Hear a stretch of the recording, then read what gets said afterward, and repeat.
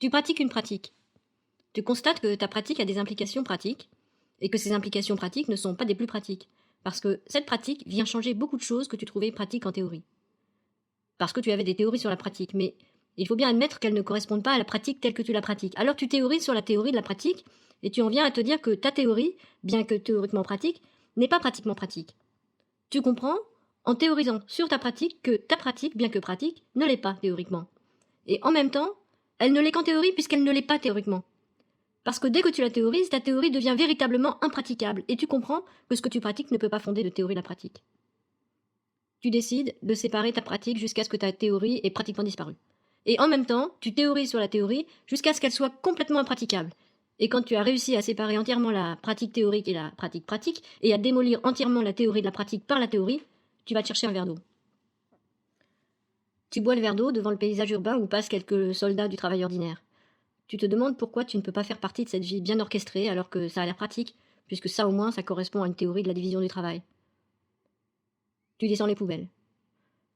Dans la cour, tu croises un de tes voisins. Tu le connais surtout par les oreilles. C'est un producteur quotidien de nuisances sonores. Il joue ce qu'il doit appeler de la musique. Tu te demandes qui décide, ce qui s'appelle musique ou pas, et tu comprends que c'est une question résolue théoriquement en dehors des pratiques, et que finalement c'est peut-être une question d'ordre politique. Et comme tu doutes de l'essentialité, tu décides que tout ce que tu appelles musique n'est pas de la musique, et que si ça se trouve, les nuisances sonores sont une question d'ordre politique.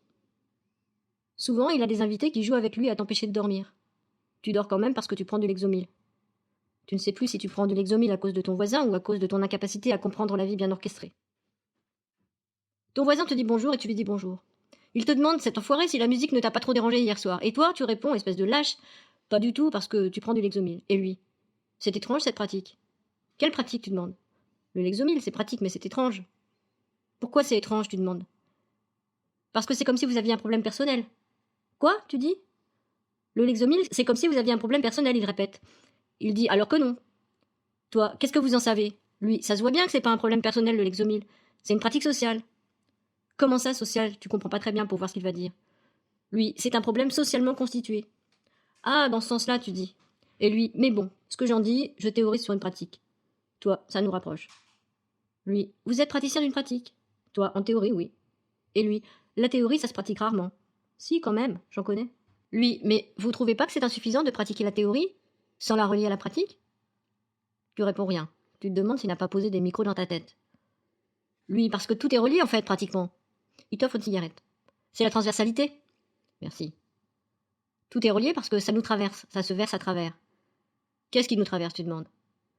Les mouvements, les perceptions, les sensations, les idées, tout ça, ça nous traverse et on se discipline par les médicaments. Vous êtes drôlement sûr de vous, tu dis. Croyez pas, c'est un air que je me donne, il dit sans rigoler. Vous vous donnez un air? Pourquoi faire, je demande. Et lui, sans rigoler. C'est pour être parmi. Et parmi qui? Parmi les gens qui parlent de la transversalité. Parce que sinon on est tout seul et on est traversé par le doute sur soi-même. On comprend plus rien à ce qui se traverse parce qu'on est tout seul avec ses transversements et ses transversations. Au bout d'un certain temps, c'est l'angoisse, vous voyez? Enfin, c'est ce que je me dis. C'est pas une théorie.